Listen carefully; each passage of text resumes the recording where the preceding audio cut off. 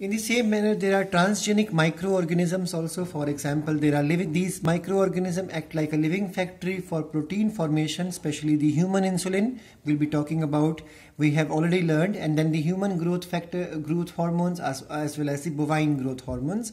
We have also learned in the class that these genetically modified Bacillus amyloliquefaciens and then there is a Lactobacillus casei. They are used for amino acid production and then biodegradation of non-biological wastes. Toxic waste is possible with the help of Pseudomonas putida, that is a superbug, which controls the oil spill as well as degrades the toluene, octane, xylene. So these are air purifier types of superbugs. Now, apart from that, even in the medical science, biotechnology plays an important role. We learned that when we use drugs obtained from or the products obtained from non-human sources, they cause allergic responses in some people or unwanted immunological response in some people. But when we use recombinant therapeutic drugs or treatment drugs, they have no such side effects. So 30 such different drugs are approved worldwide, and in India presently 12 of them are marketed. The first one is the genetically engineered insulin. Before, it used to be taken from the killed animal's pancreas, but that used to develop allergic response. We learned that beta cells of Langerhans synthesize insulin, and the gene required for insulin formation is present on the 11th chromosome. We learned that there are 2 chains in the working insulin and 3 chains in the non-working or pro-insulin.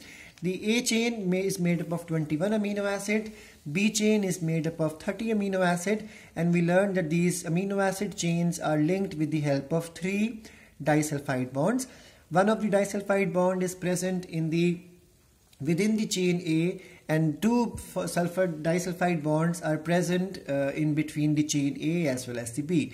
We learned that in 1983, Eli Lilly, an American company, prepared 2 DNA sequences corresponding to chain A and chain B, and they introduced them separately into the plasmid of E. coli, and then they made this E. coli to work like a factory for production of these chains, and they obtained these chains, joined them with the help of disulfide bonds, and thus they made the first recombinant human insulin, which is also called as Humulin. And remember that it is the first genetically engineered product used for the medical use. Apart from that, we also learned that insulin cannot be administered orally to a person because it will be digested by the alimentary canal. We learned apart from the insulin that even gene therapy is now today possible.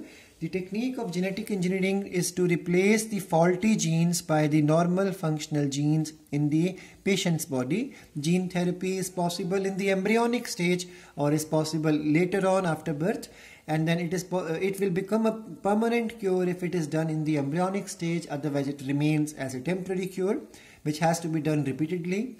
Gene therapy can be done to the germline cells like sperms, eggs or zygote, or it may be done to the somatic cells of the human body. The first such treatment was attempted on a 4-year-old girl in 1990. This girl was deficient in ADA. ADA stands for adenosine deaminase enzyme, and this enzyme is important for immune system to function properly. Otherwise, this deficiency could finally lead to severe combined immunodeficiency. It's a type of primary immunodeficiency disease.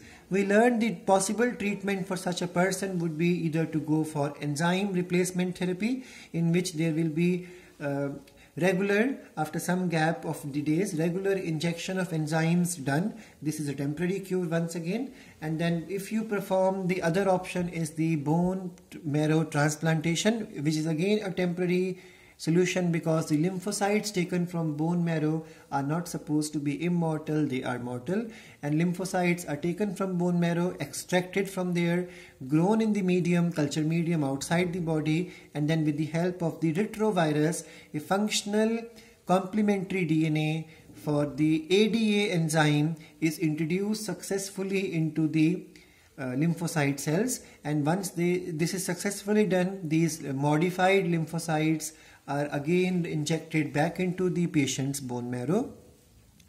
The only possible method of permanent cure, if this technique of transferring the functional gene with the help of the retrovirus is performed in the earliest embryonic stage, then it becomes a permanent cure. We also learned that apart from that, in the medical science, even molecular diagnosis is today possible with the help of the techniques such as rDNA technology, PCR and ELISA.